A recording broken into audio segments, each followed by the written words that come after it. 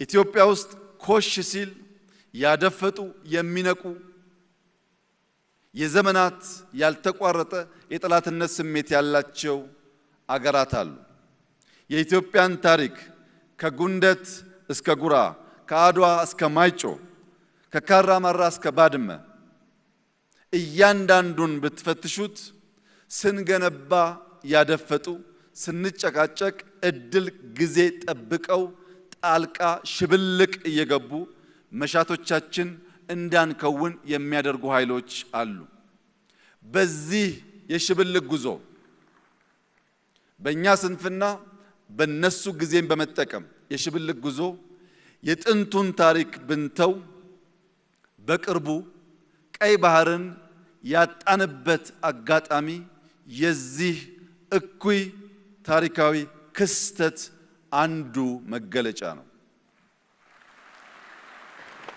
ኢትዮጵያ ለሺህ ዘመናት ያስተዳደረችውን በባለቤትነት የያዘችውን ለራሷም ለከባቢውም መጠቀሚያ ያኖረችውን ቀይ ባህር ያልተመረጠ መንግስት፣ ያልተወያየ መንግስት በሸፍጥ ኢትዮጵያን የጂኦግራፊ እስረኛ እንዲያደርግ ያደረገበት ዋናው ምክንያት በውስጥ ያለን ስንፍና እንጂ የኢትዮጵያን መሻትና ጥቅም ማስቆም የሚችል ኃይል ስለነበረ ስላለ ስለሚኖር አይደለም።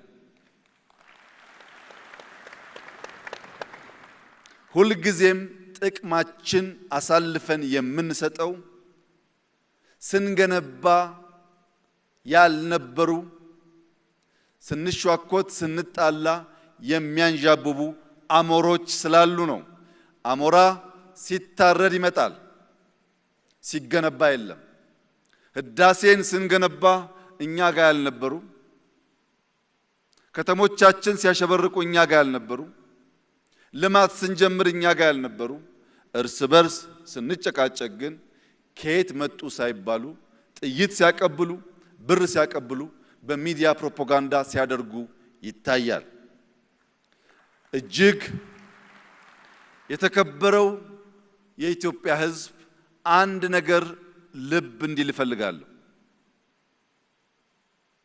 ምንም ጉዳይ በውስጥ ቢያከራክረን፣ ምንም ጉዳይ በውስጥ ቢያጨቃጭቀን እንዲህ ባለው መድረክ መነጋገር፣ መወያየት፣ መፍታት ስለምንችል ለሌሎች ኃይሎች ጥቅም የኢትዮጵያን መሻት የኢትዮጵያን ብሔራዊ ፍላጎት አሳልፈን የምንሰጥ በታሪክ ውስጥ እንክርዳድ ሆነን የምንታይ ዜጎች ላለመሆን እያንዳንዳችን ጥረት ማድረግ ይኖርብናል።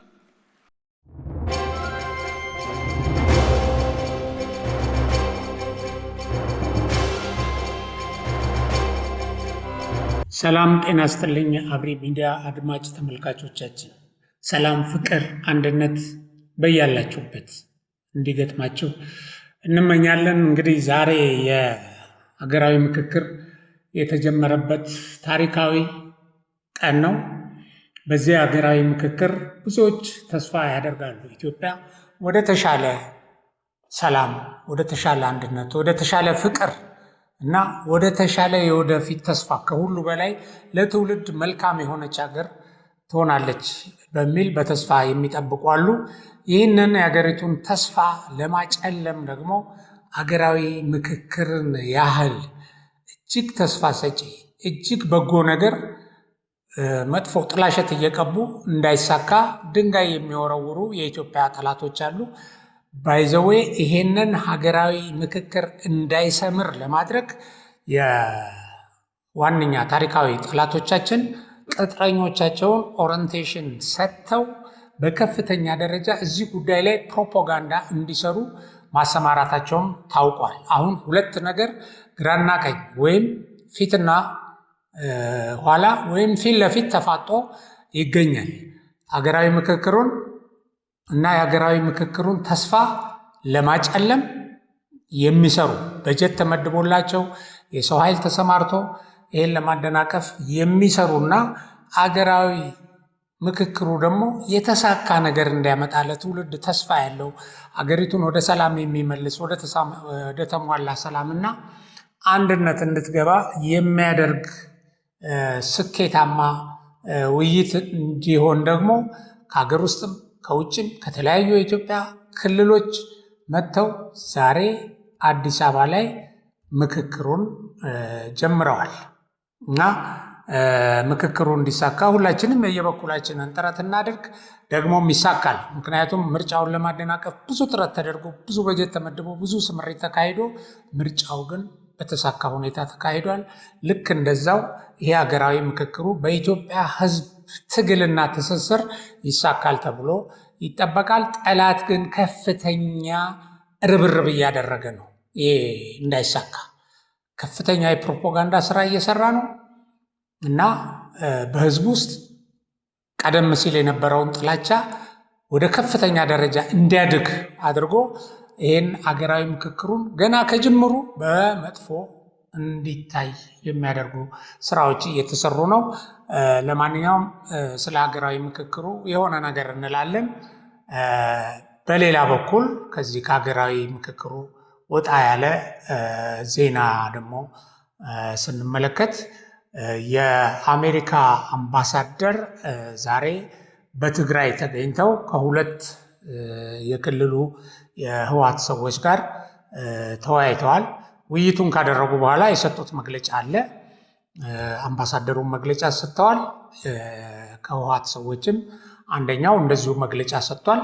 ምን አሉ የሚለውን እንመለከታለን። በሌላ ዜና የኤርትራ የፍትህ ታጋዮች በሚል የተቋቋመው ቡድን አባላት የሻዕቢያ መንግስት ከስልጣን እስከሚወገድ ድረስ ትግላቸውን አጠናክረው እንደሚቀጥሉ የገለጹበት መድረክ አለ። የት፣ መቼ እና ደግሞ በዝርዝርስ ምን አሉ የሚለውንም እንደዚሁ እንመለከተዋለን። በሌላ ዜና ዛሬ የሀገራዊ ምክክር በተጀመረበት ቀን በ8/11/2018 ዓ.ም በከፍተኛ የህዝብን ሰላም ለመረበሽ ከፍተኛ እንቅስቃሴ ያደረገው የጎጃም ፋኖ በሰራዊታችን ተደቁሶ ከፍተኛ የጎጃም ፋኖ ምሽግ የነበረ ከዛ እየተነሳ ከፍተኛ ጥፋት ያደርስበት የነበረ እና ጠንካራው ምሽጉ ማለት ፈረስ ቤት የሚገኘው በሰራዊታችን ቁጥጥር ስር ሆኖ ይሄ ዋነኛ ምሽጉን የተነጠቀው ኃይል ከሞት የተረፈው በተለያየ ቦታ ተበታትኖ እየሮጠ እንደሆነና ይሄ ድሉ ግን ለሌላ ድል መረማመጃ ትልቅ አስተዋጽኦ ያለው መሆኑ ተገልጿል። በአጭሩ እንመለከተዋለን። ህገወጥ የጦር መሳሪያዎችን በመኖሪያ ቤቱ አከማይቶ የነበረ ተጠርጣሪ ተያዘ ይለናል። የት መሰላችሁ? በአዲስ አበባ ከተማ ውስጥ ነው። በአዲስ አበባ ከተማ ውስጥ ህገወጥ የጦር መሳሪያዎችን እና ተተኳሾችን በመኖሪያ ቤቱ ደብቆ ወይም ሸሽጎ የነበረ ሰው በህዝብ ጥቆማ ተይዞ መሳሪያዎችም ተተኳሾችም በቁጥጥር ስር ውለዋል። ይህንን እንመለከታለን። እንግዲህ ከዚህ ከኢትዮጵያ የሰላም ወይም የሀገራዊ ምክክር ዜና እንጀምርና በዚህ የምክክር በኢትዮጵያ ውስጥ ምክክር እየተካሄደ ነው። ምክክሩ የተስፋ ብርሃን የተስፋ ጮራ ይፈነጥቃል ተብሎ ተስፋ ይደረጋል እንላለን። በአብሪ ሚዲያ ርዕስ አንቀጻችን ወይም ሞቷችን በዘር መከፋፈል ሊወገድ የወደፊት ርዕይ የሚያስተሳስር ርዕይ ሊቀረጽ የፖለቲካ መሰረት ሊጣል አዲስ የፖለቲካ ባህል ሊፈነጥቅ ማህበራዊ እሴት የኢትዮጵያ ሊጎላ ልጆቻችን ወይም ኢትዮጵያኖች በአንድ ማማ ስር የሚተሳሰሩበትን ሁኔታ ለመወሰን በአንድ ማማ ስር ተቀምጠው እየመከሩ ነው። በዚህም የኢትዮጵያ ነገ በብርሃን በተስፋ ሊሞላ ችግሮች በውይይት የሚፈቱበት መሰረት ሊጣል በኢትዮጵያ ውስጥ ሐዘን ሊያከትም ደስታ ሊያብብ፣ ሰላም ሊያረብብ እና የኢትዮጵያ ልጆች ከየቦታው የመጡ ምክክር ላይ ተሰባስበዋል። ተስፋ ሰጪ ነው። የኢትዮጵያ ሀገራዊ ምክክር ኮሚሽን ፈተናዎችን በጽናት በማለፍ በየቦታው ተቃውሞ ነውጥ ሲነሳበት በጽናት በማለፍ በበርካታ ከተሞችና ወረዳዎች አካሎ ከ200 ሺህ በላይ ዜጎች ድምፃቸውን እንዲያሰሙ ፍላጎታቸውን እንዲገልጹ በማድረግ ዛሬ ላይ የኢትዮጵያ ሕዝቦች በአንድነት ተሰባስበው አዲስ አበባ ላይ እየመከሩ ነው። በዚህም በ8 አጀንዳዎች ከ4000 በላይ ዜጎች አሁን በዚች ሰዓት እየተወያዩ ይገኛሉ። የኢትዮጵያ ሀገራዊ ምክክር ኮሚሽን ኮሚሽነር ፕሮፌሰር መስፍን አርአያ አርሶ አደሮች፣ የመንግስት ሰራተኞች፣ የግል ሰራተኞች በአጠቃላይ ሁሉም ማህበረሰብ ለምክክር የሚያበቁ አጀንዳዎችን አቅርቦልናል፣ አሰባስበናል ብለዋል። የሀገር ውስጥ ብቻ ሳይሆን ከሀገር ውጭ የሚኖሩ ኢትዮጵያውያንም በምክክር ኮሚሽኑ እየተሳተፉ ነው። የእኛም ብዙ ወዳጆቻችን ከውጭ መጥተው በዚህ ስብሰባ ላይ እንደተገኙ አረጋግጠናል። እነዚህ የውጭ ዜጎች በርካታ ተጽዕኖና ፈተናን አልፈው ነው የመጡት። በርካታ ቅስቀሳዎች ተደርገውባቸዋል። በዚህ ምክክር ላይ እንዳይሳተፉ በሚኖሩበት አካባቢ በርካታ የማጥላላት ዘመቻ ተካሂዶባቸዋል። ያንን አሸንፈው መጥተው ዛሬ ለውይይት እዚህ ኢትዮጵያ ውስጥ ይገኛሉ። 4000 የማህበረሰብ ክፍሎችን በማሳተፍ ከ150 በላይ አማካሪዎች 8 ዋና ዋና አጀንዳዎች በማካሄድ ነው ምክክሩ የሚካሄደው። እናንተ በዚህ ጉባኤ ላይ ለመሳተፍ ስትመጡ የወከላችሁትን ማህበረሰብ ድምፅ እና ምኞት ለማስተጋባት ብቻ ሳይሆን ለሀገራችን የጋራ ዕድልና የወደፊት ዕጣ ፈንታ መሰረት ለመጣል ጭምር በመሆኑ ትከሻችሁ ላይ የወደቀው ኃላፊነት እጅግ ታላቅና ጥልቅ ነው የሚል መልእክት ያስተላለፉት ጠቅላይ ሚኒስትሩ ናቸው። እና ጠቅላይ ሚኒስትሩ በዛሬው ዕለት ለቀጣዩ ትውልድ የሚተርፍ መልካም ዘሮችን እንዘራለን ብለዋል። ንግግራቸውን በመቀጠል ማለት ነው።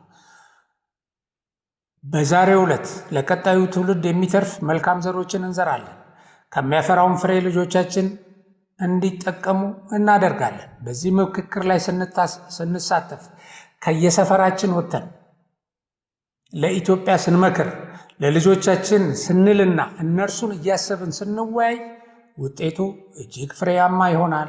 አብረን ተስፋን፣ ይቅርታንና በጋራ መኖርን እንትካል። በሀገር ውስጥ በሚደረግ ውይይትና ይቅርታ ችግሮቻችንን በመፍታት ሀገራችንን ከውጭ ጣልቃ ገብነት እንጠብቅ።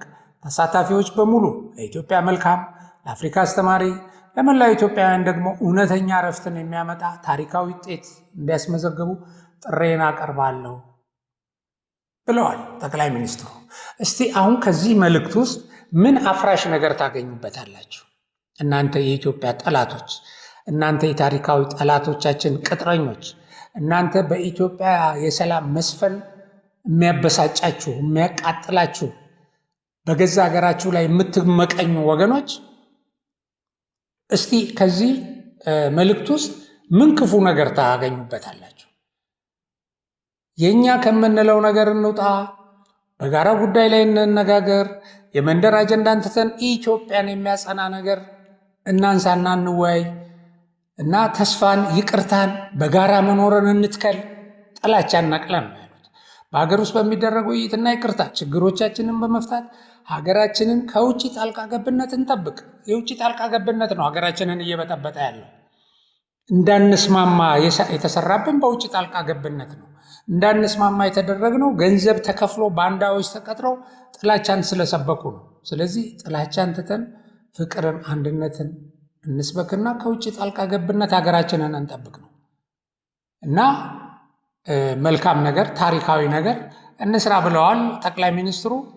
ይሄን መሰረት አድርገን ሁላችንም ለዚህ ነገር አስተዋጽኦ እናደርግ። ይሄን ለማፍረስ፣ ይሄን ለማጠልሸት፣ ወደ ነበርንበት ጥላቻ ወይም እስካሁን በውስጡ ያለፍን ባለንበት ጥላቻ ውስጥ እዛው እንድንቆይ የሚያደርጉ በዚህም የሚያተርፉ ሰዎችን አነስማቸው፣ በቃችሁን በላቸው። የምርጫው ላይ ክፉ ነገር ተዘርቶ አሸንፈን እንደወጣን ሁሉ እዚህ ሀገራዊ ምክክር ላይ አሸንፈን ውጤታማ ተግባር እንፈጽማለን። ታሪካዊ ሁነቶችን ለኢትዮጵያ እናስቀምጣለን። ለትውልድ የሚበጅ ነገር፣ ተስፋ ያለው ሀገራችንን ወደ ከፍታ የሚያስጉዝ ነገር ሰርተን እናልፋለን ተብሎ የመጠበቁን ያህል ምክክሩን በስጋት የሚያዩት ኢትዮጵያኖች አሉ። ምክንያቱም ምክክሩን ለማደናቀፍ ሌት ተቀን የሚሰሩ ኃይሎች ስላሉ ይሄንን በስጋት የሚያዩ ኢትዮጵያኖች አሉ። በስጋት ከማየት ለስጋት ምንጭ የሆኑትን ነገሮች ለማስወገድና የነሱን የድንጋይ ውርወራ ለማለፍ ለማክሸፍ ሁላችንም ከሰራን የተሳካ ይሆናል የሚል መልእክት በአብሪ ሚዲያ ስም እናስተላልፋለን። ሌላው የአሜሪካ አምባሳደር ወደ ትግራይ ተጉዘዋል ዛሬ እና ኤርቪን ሆሴ ማሲንጋ የመሩት ከፍተኛ የልዑካን ቡድን ዛሬ ጧት መቀሌ ከተማ ገብቷል። ይህ ከፍተኛ የዲፕሎማቶች ልዑክ በትግራይ ክልል በሚያደርገው ቆይታ በፌዴራል መንግስቱና በህዝባዊ ወያኔ ሓርነት ትግራይ መካከል የተፈጠሩ አለመግባባቶችን በውይይት ለመፍታት ጥረት ያደርጋል ተብሎ ነው መግለጫ የተሰጠው። በተጨማሪም በቀጠናው ዳግም ግጭት እንዳይቀሰቀስና ሰላም እና ዘላቂ እንዲሆን አስፈላጊ የምክክር ድጋፍ እንደሚያደርግ ነው የሚጠበቀው። ይህ የከፍተኛ ልዑካን ቡድን ጉብኝት እንግዲህ ከአሜሪካ በቅርቡ በአንዳንድ የህወሓት አመራሮችና በቤተሰቦቻቸው የቪዛ እገዳ ከጣለች በኋላ የሚካሄድ ነው። በሌላ በኩል የአሜሪካ አምባሳደር ከሁለት ቀን በፊት አሜሪካ ከኢትዮጵያ ጋር በቀጠናው ሰላምና ቀጠናውን ከሽብር አደጋ ለመከላከል ከኢትዮጵያ ጋር አብራ ትሰራለች እና ይሄንን ከዚህ በፊት የነበረውን ስምምነት አጠናክራ ትቀጥላለች ብለው መግለጫ ሰጥተዋል። ይሄ መግለጫ ህወሓትን አላስደሰተም። ምክንያቱም ህወሓት የኢትዮጵያን በጎ ነገሮች ሁሉ በፍጹም መስማት የማይፈልግ ድርጅት ነው እና ይሄን አስመልክቶ አምባሳደሩ ገለልተኛ አይደሉም፣ ለምን ኢትዮጵያን ስም አላጠፉም ወይም ለምን ኢትዮጵያን አላንኳሰሱም ብሎ ማለት ነው እና ገለልተኛ አይደሉም ሲል ሰሞኑን በተለያዩ መግለጫዎች ሲያቀርብ ነበረ።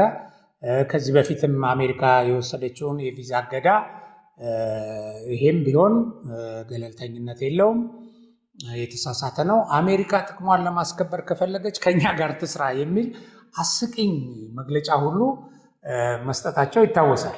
ስለዚህ ይሄ አሜሪካ ጥቅሜን ለማስከበር የቀጠናውን ሰላም ለማስከበር ከኢትዮጵያ መንግስት ጋር ነው የምትሰራው የሚለው ለህወሓት ለነደብረጽዮን ቡድን ራስ ምታትና የማይዋጥላቸው ነው። ይሁንና ይህን ከማለት አልተቆጠቡም። እናም ወደ መቀሌ ሲገቡ በጥሩ ስሜት አልተቀበሏቸውም እና እንደፈሩትም የሰጡት መግለጫ እነሱ ወደ ሰላም ስምምነቱ እንዲመለሱ ማስጠንቀቃቸው ነው የተገለጸው እና ይሄ ማለት የሰላም ስምምነቱን ያፈረሱ መሆናቸውን አቋም ይዘው እንዳወያዩቸው ነው ይሄ የሚያሳየው እና አምባሳደሩ ለተከታታይ 2 ቀናት ወይም 2 ጊዜ ከተሰረዘው የጉዞ እቅዳቸው በኋላ ዛሬ ሐምሌ 8 2018 ዓ.ም ወደ መቀሌ አቅንተው ከ2 የህወሓት አመራሮች ጋር ነው የተወያዩት። ማሲንጋ የተወያዩት ከህወሓቱ ምክትል ሊቀመንበር አማኑኤል አሰፋና አምባሳደር አዲስ ዓለም ባሌማ ጋር ነው። ከደብረ ጽዮን ወይም ከሙንጆሪኖ ምናምን ጋር አልተወያዩም። ከነዚህ 2 ሰዎች ጋር ነው ውይይት ያደረጉት እና የአሜሪካው አምባሳደር ከ2ቱ የህወሓት አመራሮች ጋር ውይይት ካደረጉ በኋላ ለክልሉ ሚዲያዎች መግለጫ ሰጥተዋል። ምን አሉ? ይሄ ነው ወሳኙ ነገር እና በግልጽ የተናገሩት ቡድኑ ጉጅሌው ማለት ነው። ጉጅሌው እሳቸው አላሉም። እሺ ቡድኑ ወደ ፕሪቶሪያው ስምምነት እንዲመለስ ማሳሰባቸውን ነው የገለጹት እና አምባሳደር ማሲንጋ የፕሪቶሪያውን የሰላም ስምምነት በመተግበር ወደ ተሟላ ዘላቂ ሰላም ለመሸጋገር በህወሓት በኩል እርምጃ እንዲወሰድ ማሳሰባቸውን ገልጸዋል። ይህንኑ ጥያቄ አንስተው ይህን ማስተካከል አለበት ብለው ለህወሓት መሪዎች ማስጠንቀቂያ መስጠታቸውን ነው የገለጹት። እንግዲህ ይህ በእንዲህ እንዳለ ህወሓትን ወክለው ከአምባሳደሩ ጋር የተወያዩት አማኑኤል በበኩላቸው ከአምባሳደሩ ጥያቄ ላይ ቡድናቸው ያለውን አቋም አሳውቄያለሁ ብለዋል። ምንድን ነው ያሉት? አማኑኤል በእኛ በኩል ዛሬም ሆነ ነገ ችግሮችን በሰላማዊ ውይይት ለመፍታት ዝግጁ ነን። ለዚህም በተደጋጋሚ ጥሪ ስናደርግና ስንሰራ መቆየታችንን ለአምባሳደሩ ገልጸንላቸዋል ብሎ ያው የተለመደ ሸፍጡን ነው የተናገረው። ምክንያቱም በምን ሁኔታ ነው ህወሓት አሁን ለሰላም ሲሰራ የነበረው? ጦር እያዘጋጀ የአስገድዶ ምልመላ እያደረገ ስምምነቱን በግልጽ አፍርሶ ህገወጥ የምክር ቤትን ሰይሞ የተቀመጠ ኃይል ነው። ስለዚህ ግን እኛ ለሰላም ነው የተዘጋጀ ነው ይላል። ጦር እያዘጋጀ በተለያየ ቦታም ተኩስ ከፍተው በተጨባጭ እየታዩና መሬታችንን በኃይል እናስመልሳለን እያሉ እየፎከሩ ግን ለአምባሳደሩ ህወሓት ሰላም እንደሚፈልግ ገልጸንላቸዋል በማለት ነው መግለጫ የሰጡት።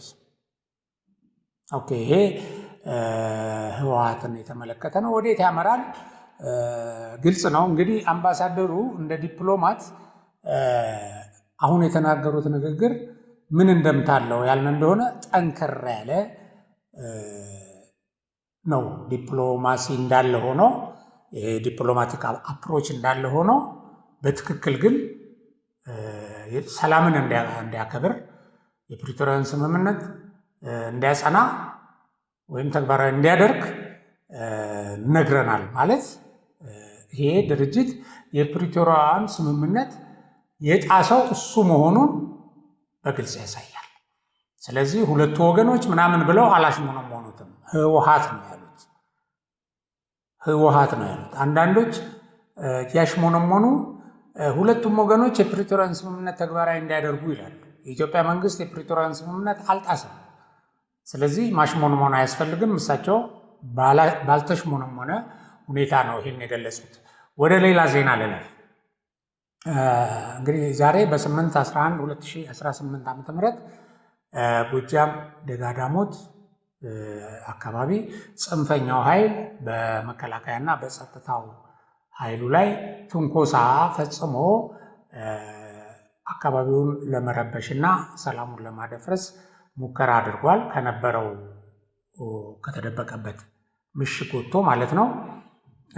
ይሄንን የተመለከተው የመከላከያና የጸጥታ ኃይሉ የቡድኑን ማጥቃት ወይም የጥቃት ሙከራ በመልሶ ማጥቃት በመደምሰስና በመምታት ወደፊት ገስግሶ በዚህ በጎጃም ደጋዳሞት ፈረስ ቤት የተባለ አካባቢ ላይ መስርቶት የነበረውን ጠንካራ ምሽጉን በቁጥጥር ስር አውሎታል እና ምሽጉን ነጥቆት የተወሰነውን ደምስሶ የሎጂስቲክ አቅሙን የተወሰነውን ማርኮ የተወሰነውን ከጥቅም ውጭ አድርጎ ቦታውን ተቆጣጥሮ ይሄ ኃይል ከመሸገበትና ጠንካራ መከላከያ ያደርግበታለሁ ብሎ ከነበረው ቦታ በግድ በመከላከያ አሸናፊነት ተመንቅሮ እንዲወጣ ተደርጎ በህይወት የተረፈው በየቦታው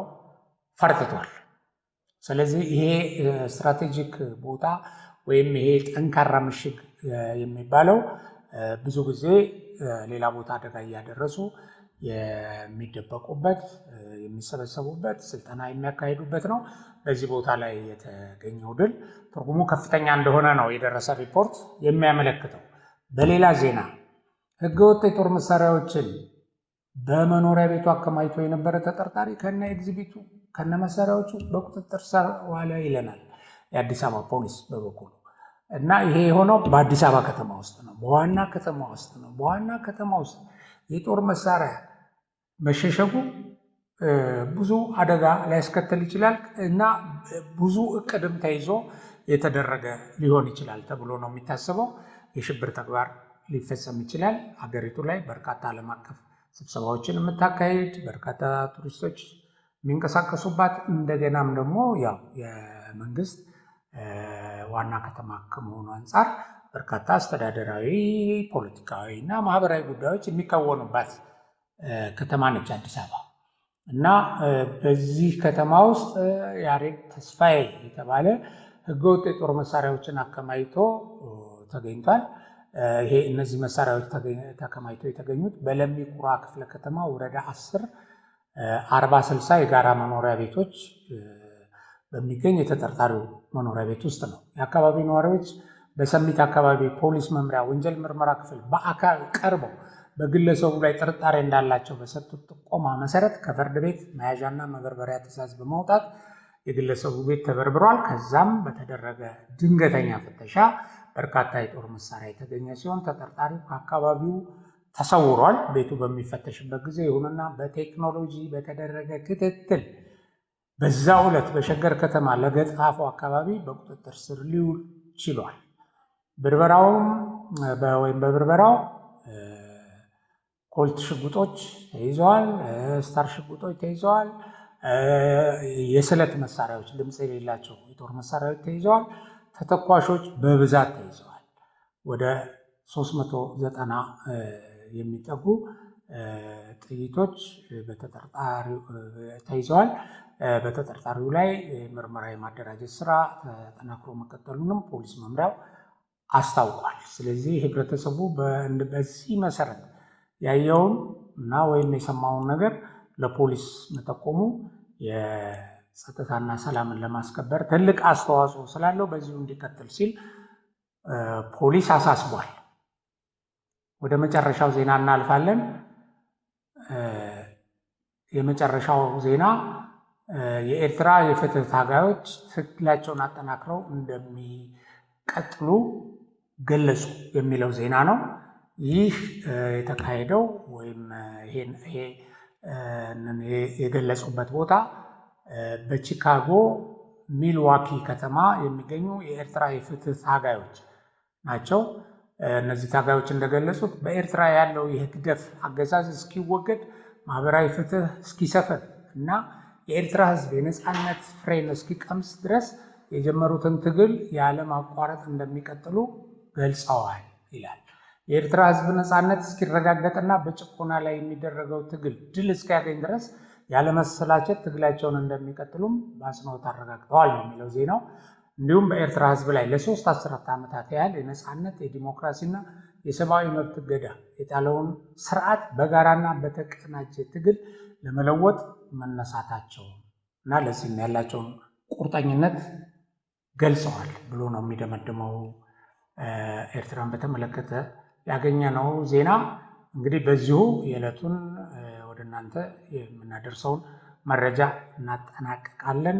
በሌላ መረጃ እስከምንገናኝ አብሪ ሚዲያችንን ሰብስክራይብ፣ ሼር፣ ላይክ አድርጉ። ሰላም።